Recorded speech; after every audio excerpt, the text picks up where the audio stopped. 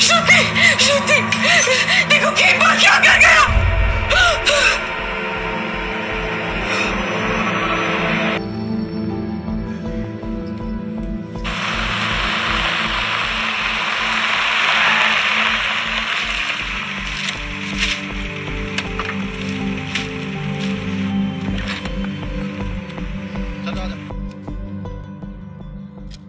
बड़े चड्डे उठाना पड़ा, क्या कर रहा तुम? पकड़ा। मृत्यु तिथि 15 मार्च। मृत्यु का समय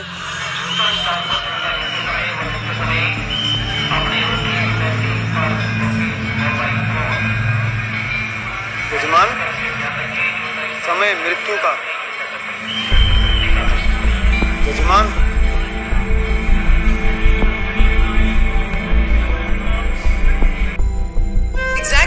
तो बताना मुश्किल है, वो तो फोरेंसिक टेस्ट के बाद ही पता चला। मैं कैसे पता कि वो सुबह 2 बजे मरी थी?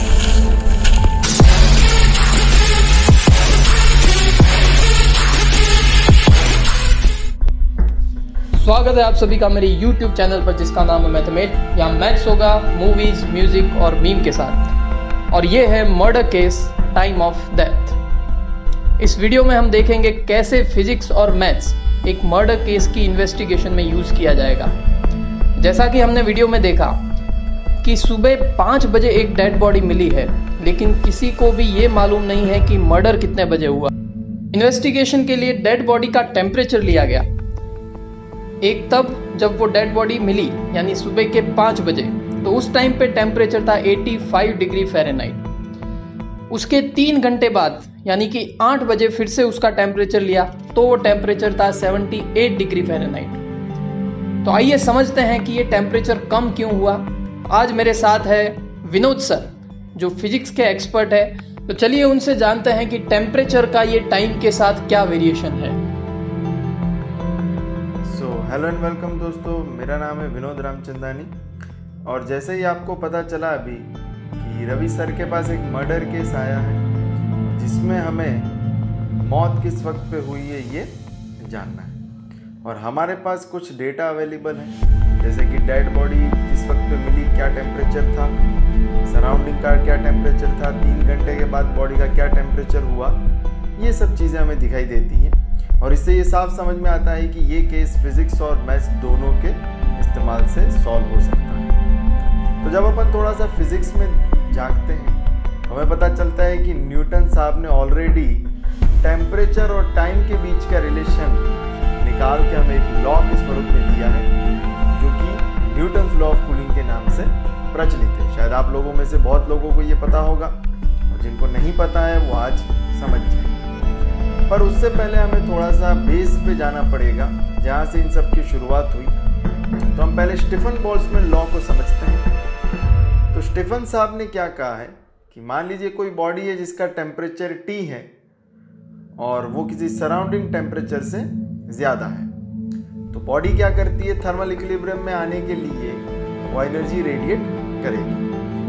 स्टीफन साहब ने ये कहा कि एनर्जी रेडिएटेड पर सेकंड जो है वो डायरेक्टली प्रोपोर्शनल होगा एक्सपोज्ड एरिया के और डायरेक्टली प्रोपोर्शनल होगा एमिसिविटी के। अब एमिसिविटी एक आप बॉडी का कांस्टेंट मान लीजिए जो कि होता है emissive power of a normal body upon emissive power of a black body.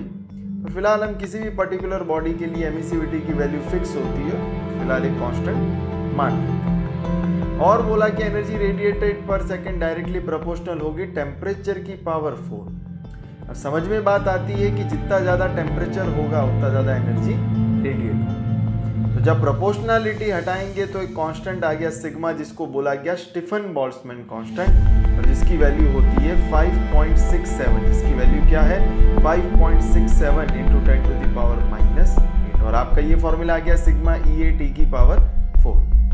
और वही चीज़ है कि अगर मान लीजिए टेम्परेचर जो है वो लेस देन सराउंडिंग टेम्परेचर होगा तो थर्मल इक्विलिब्रियम के लिए क्या होगा, एनर्जी एब्जॉर्ब करनी पड़ेगी बॉडी को। तो बाकी सब चीज़ें तो सेम रहेंगी एनर्जी एब्जॉर्ब पर सेकंड में, पर सिर्फ क्या प्रोपोर्शनल हो जाएगा सराउंडिंग का टेम्परेचर, क्योंकि जितना ज़्यादा सराउंडिंग का टेम्परेचर होगा उतना ही ज़्यादा एनर्जी एब्जॉर्ब करेगा। अब भाई साहब एनर्जी रेडिएट किया, एनर्जी एब्जॉर्ब किया, अगर इसमें से कुछ लॉस हो और हमें वो फाइंड करना हो तो क्या करना पड़ेगा, energy radiate minus energy absorb कर लेते हैं, कुछ ना कुछ तो लॉस होता ही है थर्मल एनर्जी का।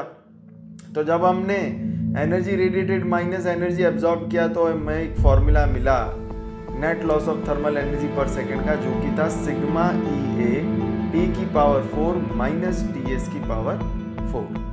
न्यूटन्स लॉ ऑफ कूलिंग के बारे में जहाँ से अगर समझे तो वो स्टीफन का ही जो इक्वेशन था वो यूज़ किया गया था, जो कि dQ/dt नेट हीट लॉस हमारा अभी आया सिग्मा EA T की पावर 4 माइनस TS की पावर 4। न्यूटन ने कहा कि हम मान लेते हैं कि जो बॉडी का टेम्परेचर है वो जो सराउंडिंग का टेम्परेचर उससे थोड़ा सा ही ज्यादा है, मतलब T0 प्लस डेल्टा T है। क्लियर?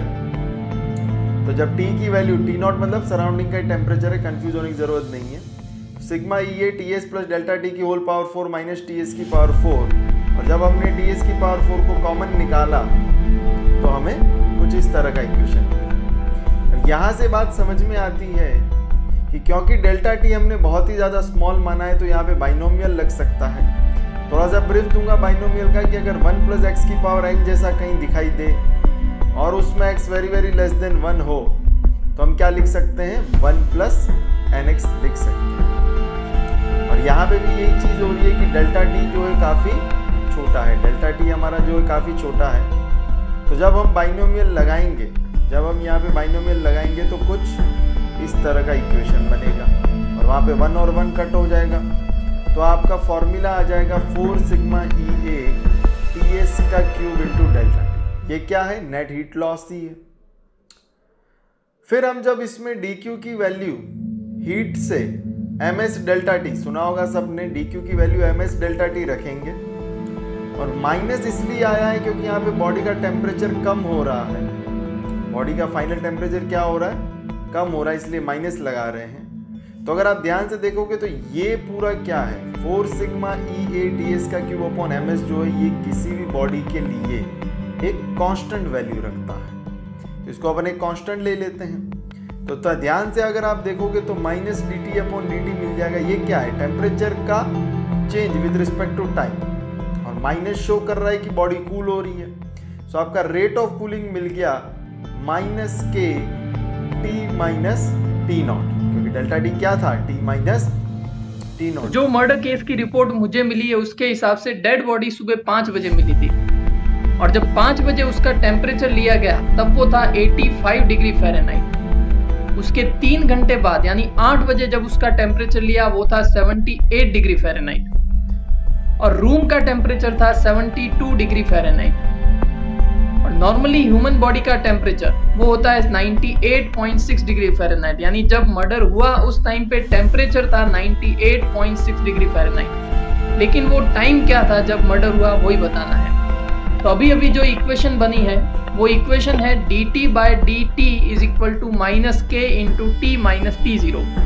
यहाँ पे कैपिटल T का मतलब है टेम्परेचर बॉडी का एट एनी टाइम, T0 का मतलब है रूम का टेम्परेचर या फिर सराउंडिंग का टेम्परेचर, और स्मॉल t का मतलब है टाइम।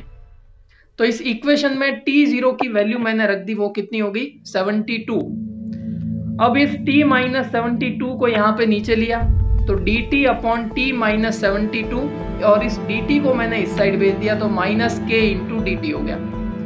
दोनों साइड मैंने इंटीग्रेशन किया, लेफ्ट हैंड साइड में और राइट हैंड साइड दोनों साइड मैंने यहाँ पे इंटीग्रेशन किया है। तो t minus 72, 1 upon t minus 72 का इंटीग्रेशन, हम जानते हैं कि 1 बाय x का इंटीग्रेशन ln x होता है, तो 1 बाय t माइनस 72 का इंटीग्रेशन हो जाएगा ln t माइनस 72। तो ये ln t माइनस 72, अब लॉग है तो अंदर हमें मॉड लगाना ही पड़ेगा, is equal to minus k into dt, और dt का इंटीग्रेशन हो जाएगा t प्लस इंटीग्रेशन का कांस्टेंट आएगा c।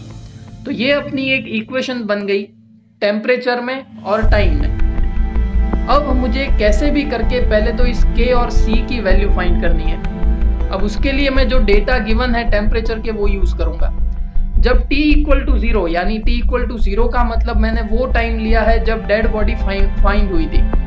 तो तो जब t इक्वल टू 0 है, जब डेड बॉडी मिली थी उस टाइम पे यानी 5 बजे टेम्परेचर कितना था बॉडी का? 85 डिग्री था। तो इस t इक्वल टू 0 और कैपिटल T इक्वल टू 85 को मैं इस इक्वेशन में रख देता हूँ।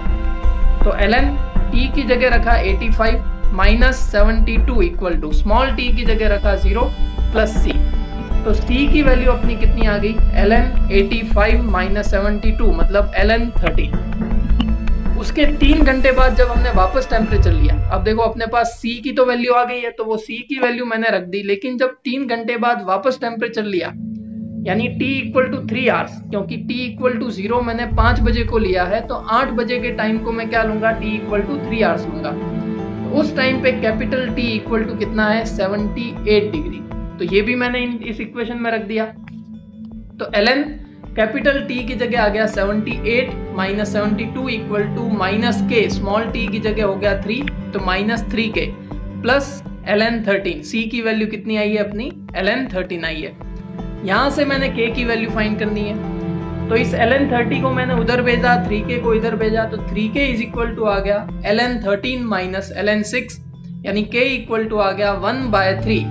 अब ln 13 माइनस ln 6 को मैं ln 13/6 भी लिख सकता हूँ, लॉग की प्रॉपर्टी।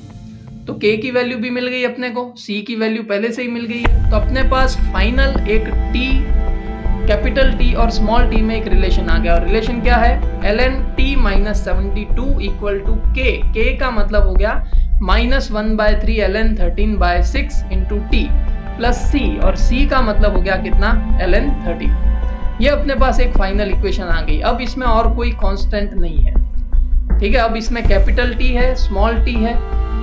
अब मुझे वो टाइम फाइंड करना है जब उस बॉडी का टेम्परेचर 98.6 था, क्योंकि उसके बाद से बॉडी का टेम्परेचर कम होने लगा है। तो उसके लिए मैंने कैपिटल T की जगह रख लूंगा 98.6 और उसके करस्पॉन्डिंग में मैं स्मॉल t की वैल्यू फाइंड कर लूंगा। मतलब वो कौन सा टाइम? मर्डर का टाइम, जब मर्डर हुआ था तब उस बॉडी का टेम्परेचर था 98.6। अब ये तो ऑब्वियस चीज है कि स्मॉल टाइम की वैल्यू जो है वो नेगेटिव में आएगी। क्यों नेगेटिव में आएगी? क्योंकि हमने t इक्वल टू 0 कौन से टाइम को लिया है? 5 बजे के टाइम को। तो यहाँ मैंने रखा 98.6 minus 72 minus 1/3 ln 13/6 into t plus c, ये सब एज इट इज। ये हो गया ln 26.6। इस ln 13 को मैंने उधर भेजा, तो minus ln 13 equal to minus 1/3 ln 13/6 into t। अब ln 26.6 और ln 13 बीच में माइनस है, फिर से लॉग की प्रॉपर्टी, ये हो जाएगा ln 26.6 अपॉन 13। इस -3 को उधर मल्टीप्लाई किया तो ऊपर आ गया -3, और उसके बाद जो ये ln 13/6 है वो नीचे डिवाइड हो गया, तो ln 13/6 ये इक्वल टू क्या आ गया? स्मॉल t की वैल्यू। सॉल्व करने पे जब देखोगे, कैलकुलेटर से करना पड़ेगा, ln 26.6 अपॉन 13 इसकी वैल्यू है 0.716 और ln 13/6 की वैल्यू है 0.773।